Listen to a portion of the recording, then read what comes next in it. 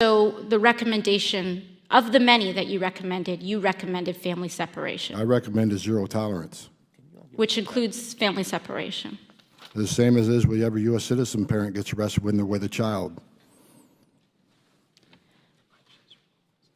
Zero tolerance was interpreted as the policy that separated children from their If I get arrested for DUI and I have a young child in the car, I'm going to be separated. When I was a police officer in New York and I arrested a father for domestic violence, I separated that father from Mr. his Homan, family. with all due respect, legal asylees are not charged with any crime.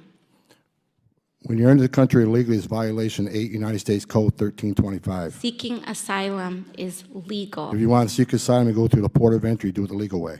All right, let's break down what really happened behind America's zero-tolerance border policy, all in under 2 minutes. First, what exactly was the zero-tolerance policy? In 2018, the U.S. government decided to prosecute every adult who crossed the border illegally. This meant if parents came in with their kids, they were separated while the adults went through the courts. That's what sparked outrage across the country and the world. Now, You know, Mr. Chair, I was looking, how did we get to this point? How did we get to this point where we take children out of mothers' and fathers' arms?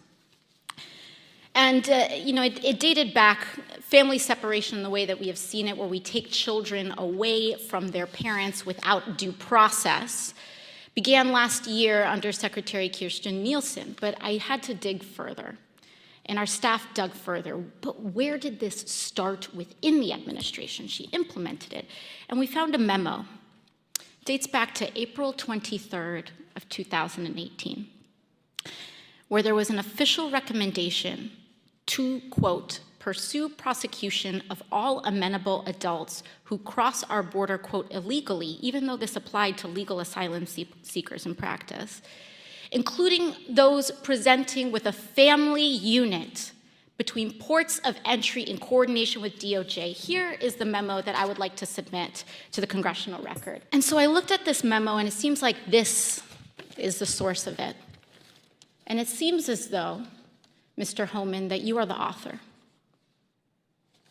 It says here from yourself, Kevin Michalinen, and Francis Cisna. Is this correct? Did you sign the memo? I'd have to see what you... I'd be happy to provide it. And we'll provide it over, but I would like to note that here it says the official recommendation. There were 3 different options presented. The third included the option for family separation. This initiative would pursue prosecution of all amenable adults, including those presenting with a family unit. Mr. Homan, your name is on this. Is this correct? Yes, I signed that memo. So you are the author of the family separation policy? I am not the author of this memo. You're not the author, but you signed the memo. Yes, a zero tolerance memo. So you provided the official recommendation to Secretary Nielsen on for the United States to pursue family separation. I gave Secretary Nielsen numerous recommendations on how to secure the border and save lives. But it says here that you gave her numerous options, but the recommendation was option 3, family separation. What I'm saying, this is not the only paper where we've given the Secretary numerous options to secure the border and save lives. And so the recommendation, of the many that you recommended family separation. I recommended zero tolerance. Which includes family separation. The same as is with every U.S. citizen parent gets arrested when they're with a child. Zero tolerance was interpreted as the policy that separated children from their If I get arrested for DUI and I have a young child in the car, I'm going to be separated. When I was a police officer in New York and I arrested a father for domestic violence, I separated that father Mr. from his Homan, family. with all due respect, legal asylees are not charged with any crime.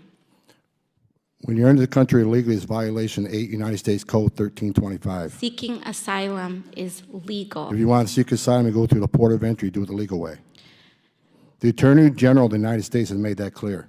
Okay. here's where things get messy. Critics say lots of these families weren't just sneaking in, they were seeking asylum, which is legal under U.S. and international law. Homan and others countered that if you cross anywhere but an official entry, you're breaking the law. Simple as that. So who's right? It depends on how the law's interpreted and how it's applied. Let's talk about the smoking gun, an April 2018 memo, signed by Tom Homan, that recommended prosecuting all adults, even those with kids. 3 options were listed. Option 3 was family separation. Homan's name is right there. When grilled about it later, he admitted signing, but said he didn't write it. Where do you stand? If your signature's on a policy, does that make you responsible? Comment below. I want to know what you think. Homan doubled down, saying zero tolerance was needed to protect the border and save lives. Critics argued it punished families legally seeking help and broke with American values. In short, zero tolerance led to family separation. Tom Homan signed the memo. The debate over law, morals, and accountability rages on. This changed the conversation around immigration forever. If you found this breakdown helpful, subscribe for more honest takes. Thanks for watching.